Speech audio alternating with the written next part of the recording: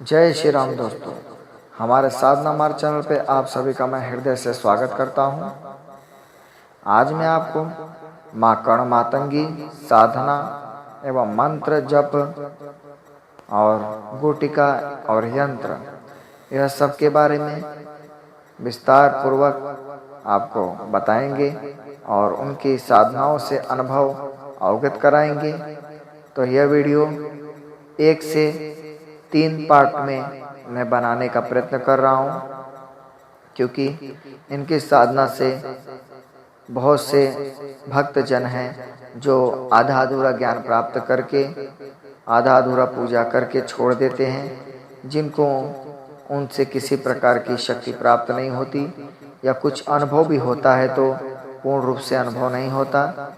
तो मैं आज वही आपके समक्ष प्रस्तुत हुआ हूँ कि आपको पूर्ण रूप से इनके बारे में जानकारी दिया जाए और पूरा आभास कराया जाए। गलत और सही का मार्गदर्शन करते हुए मैं ये वीडियो को आपके समक्ष रख रहा हूँ।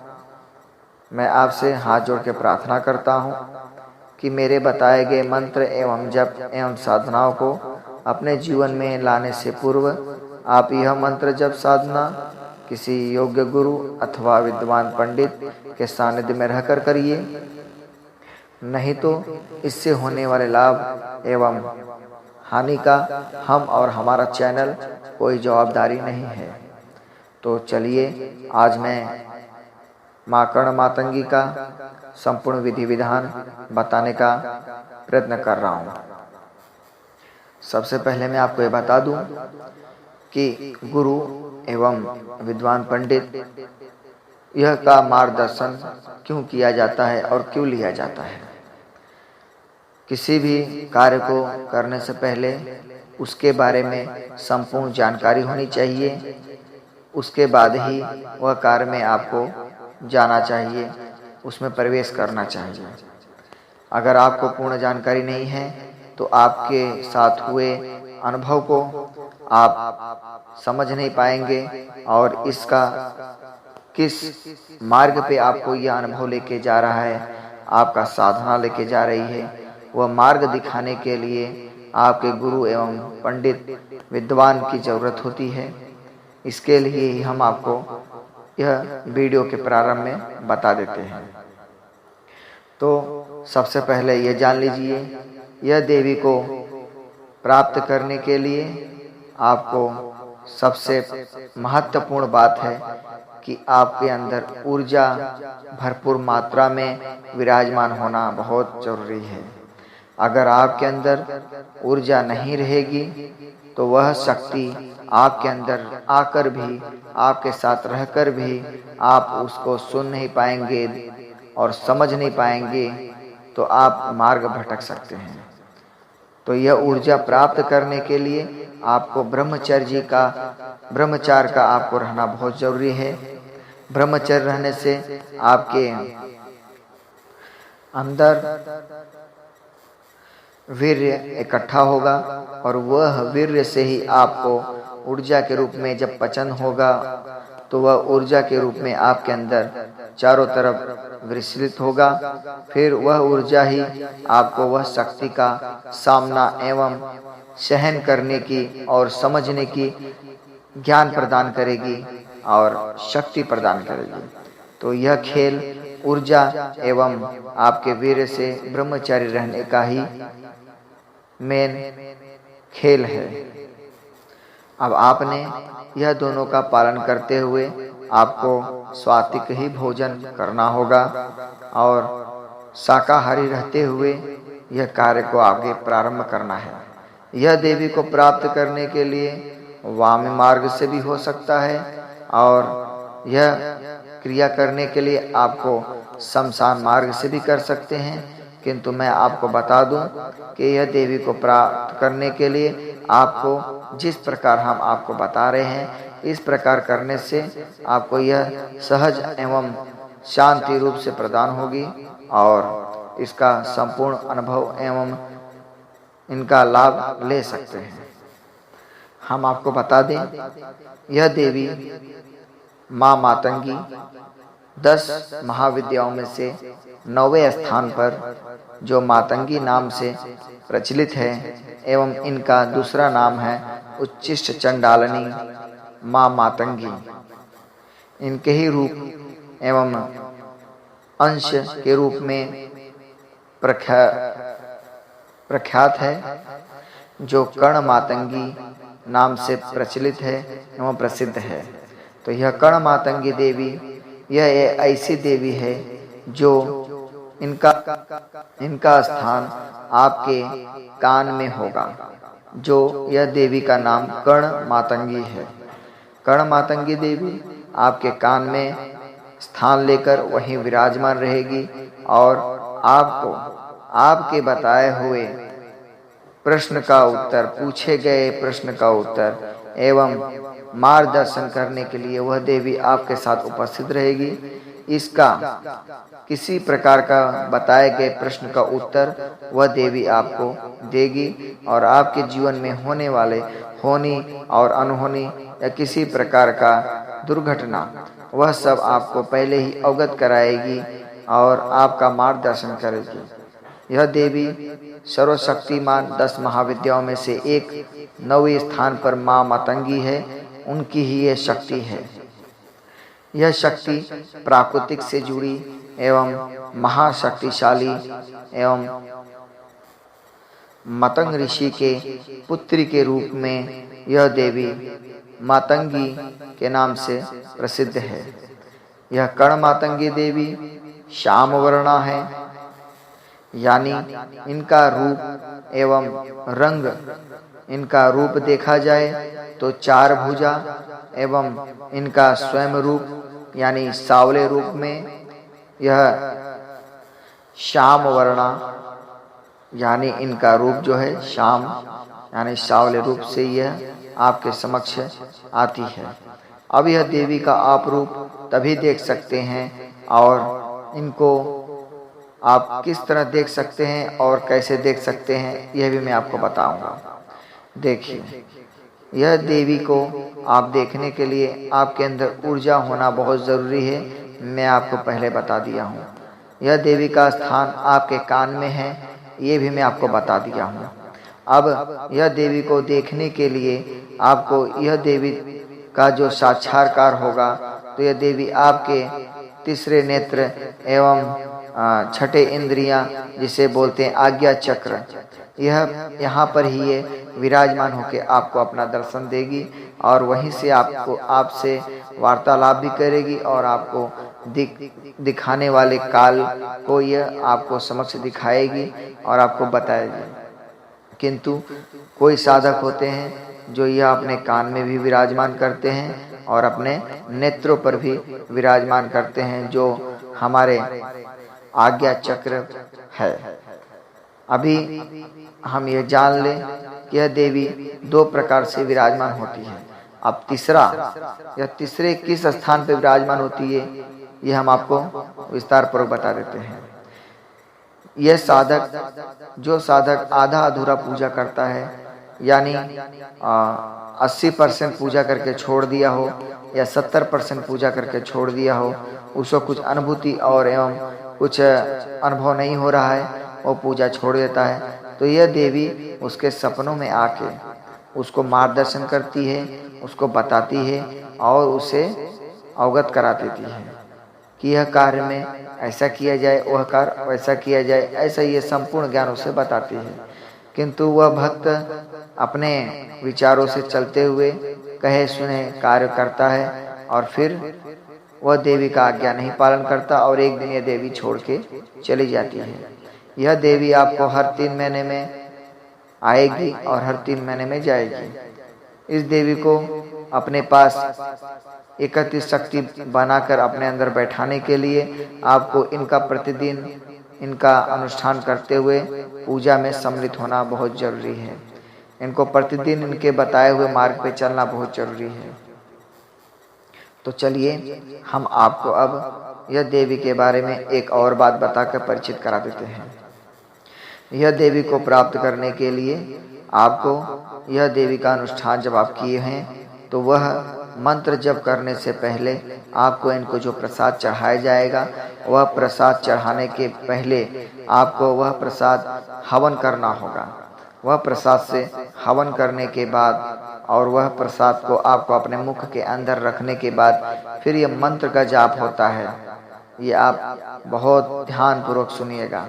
जो प्रसाद मैं आपको बताऊंगा और जो प्रसाद मैं आपको बताऊंगा चढ़ाने के लिए, वही प्रसाद आपको चढ़ाकर उनके हवन में इनके नाम से वो आहुति देना है और फिर हवन होने के पश्चात बचे हुए नेवाले को थाली में से उठाकर अपने मुख में रखना है और उसे खा लेना है और अपना मुख जूठा कर लेना है। उसके बाद ही आपको इनके मंत्रों का जप करना है। तो ये रहा इस देवी के बारे में कुछ विशेष बातें। कुछ हमारे साधक वह मंत्र जप करते हैं, फिर उसके बाद हवन करते हैं और उस प्रकार ये क्रिया करते हैं। लेकिन जो मैं आपको जिस प्रकार से विधि बता रहा हूँ, जल्द से जल्द प्राप्त हेतु और आपके सानिध्य में आने के लिए उस देवी को मैं ये क्रिया जो बता रहा हूँ इस प्रकार किया जाए तो ये जल्द से जल्द आपके समक्ष प्रस्तुत होगी और आपका मार्गदर्शन करेगी और आप उनका साक्षात्कार कर सकते हैं। इनका साधना प्रारंभ करने से पूर्व देख लीजिए, सर्वप्रथम मुहूर्त अच्छा मुहूर्त होना चाहिए। कोई अच्छा मुहूर्त, जैसे नवरात्रि, साल में 4 नवरात्र आते हैं, उस चारों में से कोई भी एक नवरात्र से प्रारंभ कर सकते हैं। मान लीजिए वह समय बहुत दूर है तो किसी ग्रहण काल में भी आप प्रारंभ कर सकते हैं। नहीं तो सबसे अच्छा और सरल उपाय मैं आपको बता देता हूँ। शुक्ल पक्ष प्रारंभ होता है, उसके पहले शुक्रवार से ही आपको यह देवी का अनुष्ठान एवं संकल्प लेकर इनका पूजा प्रारंभ करना चाहिए। इनका पूजा प्रारंभ शुक्रवार से रात्रि 9 बजे के बाद और रात्रि मध्य रात्रि एवं 3 बजे तक समाप्त करना चाहिए, यानी 6 घंटे का आपका पूजा होना चाहिए। तो यह देवी आपके इर्द गिर्द एवं आपके बताए हुए आपके मनोइच्छित फल प्रदान करने के लिए वो तत्पर रहेगी। अगर कोई साधक यह 9 बजे प्रारंभ कर रहा है और 12 बजे तक वो जपने के बाद फिर उठ जाता है तो इसका लाभ नहीं होगा। यह अगर 9 बजे से प्रारंभ कर रहा है तो रात्रि 3 बजे तक ही ये करना अनिवार्य है। उसके पश्चात ये हो गया आपका समय एवं मुहूर्त। अब आपको मैं बता दूं, यह देवी का साधना प्रारंभ करने से पहले आपको एक चौरंग लकड़ी का चौरंग बना लीजिए, जो नीम के लकड़ी का होना अनिवार्य है। नीम का लकड़ी का चौरंग बना लीजिए और उसके ऊपर लाल कपड़े बिछाकर चावल से उनका यंत्र बनाइए।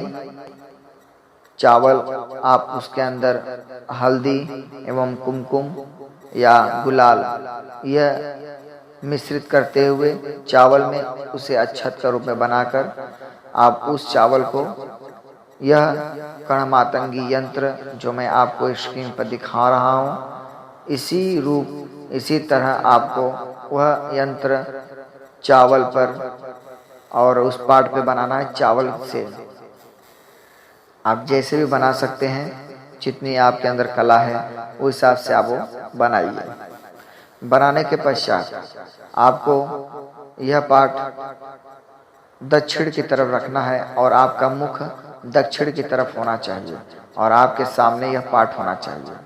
अब यह पार्ट के चारों तरफ जहाँ पे आपने यंत्र का मुंह बनाया हुआ है, वह दरवाजे की तरफ जैसे 4 मुंह होगा, 4 दरवाजा होगा यंत्र का, उस चारों दरवाजे के यहाँ पे कलश स्थापना करना है। यह देवी का 4 कलश स्थापना करते हुए उस कलश के अंदर आपको जल एवं गंगा जल और गुलाब जल यह डालते हुए उसमें मोगरे का अत्तर डाल देना है और कलश चारों कलश के अंदर डालते हुए उसके अंदर अक्षत एवं पान, एक सुपारी, अक्खा सुपारी होना अनिवार्य है। यह सब माँ कर्ण मातंगी के नाम से एवं उनके बताए हुए मंत्रों से डालना है। और यह कलश का आपको एक सूखा नारियल लेकर चारों कलश के ऊपर एक एक नारियल रखना है और लाल धागे से यानी रक्षा सूत्र से उस कलश को ऊपर से लेकर नीचे तक बांध देना है। बांध देना है जिस प्रकार आपको वीडियो में दिखाया जा रहा है। अब आपको बीचों बीच में जो स्थान बचा होगा उस स्थान पे कर्ण मातंगी यंत्र जो आप भोजपत्र पे बनाएंगे, या भोजपत्र पे आपको यह यंत्र निर्माण करना है। यह यंत्र निर्माण करने का समय सिर्फ और सिर्फ नवरात्र में ही होना चाहिए। नवरात्र में यह यंत्र बनाने के पश्चात यह यंत्र को इस प्रकार बनाना है जिस प्रकार आपको मैं वीडियो के माध्यम से दिखा रहा हूँ।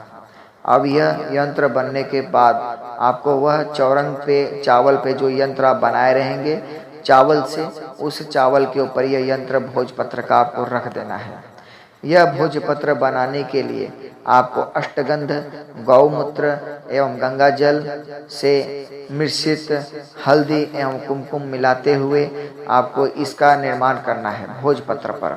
और बनाने के लिए आपको अनार का लकड़ी, उससे कलम बना लीजिए और यह क्रिया करना है। इस प्रकार यंत्र बनाना है। बनाने के बाद उस चौरंग पे यह यंत्र का स्थापना करिए। स्थापना करने के बाद आपको अलग से अक्षत एवं छुट्टा फूल, जो गुलाब का ही फूल होना चाहिए, गुलाब के फूल को पंखुड़ियाँ तोड़ लीजिए, ठीक है। और तोड़ने के बाद आपको उस चावल में मिश्रित कर देना है। कम से कम आधा किलो चावल आपको लेना है, यानी 500 ग्राम चावल में 5 गुलाब के फूल को तोड़कर मिश्रित कर दीजिए। अब मैं आपको कर्ण मातंगी यंत्र को सिद्ध करने एवं प्राण प्रतिष्ठित करने के लिए बताने वाला हूँ। अब आपको सबसे पहले उत्तर दिशा एवं पूर्व दिशा, पश्चिम दिशा एवं दक्षिण दिशा, यह चारों दिशा में एक छोटे छोटे दीपक प्रज्वलित करना है। यंत्र के नीचे, यानी जो आप पाट रख रहे हैं, चौरंग रखे हुए हैं, वो चौरंग के नीचे 4 दिशा में दीपक प्रज्वलित करना है। और यह दीपक जलाने के लिए आपको सरसों के तेल लेना बहुत ज़रूरी है। सरसों के तेल से ही आपको जलाना है। और आपको सुगंधित अगरबत्ती प्रज्वलित करना है। उसके बाद आपके पास में मोगरे का अत्तर होगा।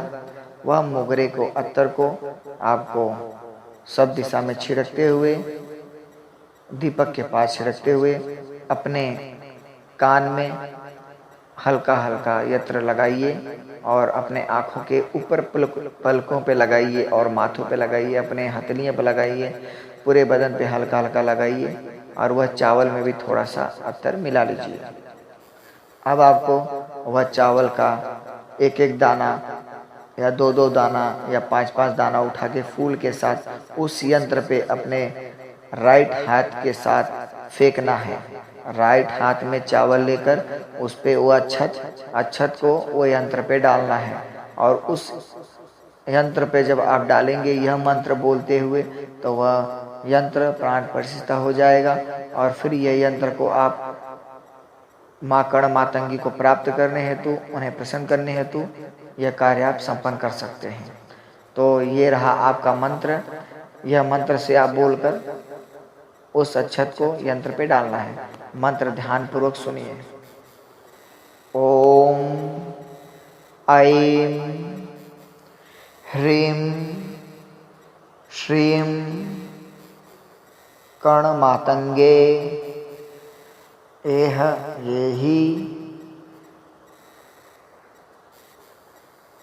यह येहि प्राण प्रतिष्ठात मंत्र यंत्र क्रू क्रू फट। यह मंत्र मैं आपको फिर से बता देता हूँ। ओम ऐं ह्रीं श्रीं गणमातंगे एह एहि यंत्रम मंत्रम प्राणप्रतिष्ठात क्रू क्रू फट। इस प्रकार मंत्र से बोलते हुए अक्षत को यंत्र पे फेंकना है। अब उसके बाद आपको यह क्रिया 9 बजे से लेकर 3 बजे तक करना है। किसी प्रकार का आपको माला एवं किसी प्रकार का कोई चीज़ लेने की ज़रूरत नहीं है। आपको बस मुख से बोलना है और अक्षत छोड़ना है। आपको यह क्रिया 9 से 3 बजे तक करना है। उससे के हिसाब से आपको चावल एवं फूल लेना है, तब जाकर यह एक रात्रि में यंत्र आपका सिद्ध होगा। अब मैं आपको दूसरे पाठ में इसका गुटिका का निर्माण कैसे किया जाए, किस प्रकार गुटिका को बनाया जाए और फिर आगे की प्रक्रिया कैसी होगी, हम आपको दूसरे वीडियो में आपका मार्गदर्शन करेंगे। तो अभी के लिए हम विदा चाहते हैं। जय माता दी।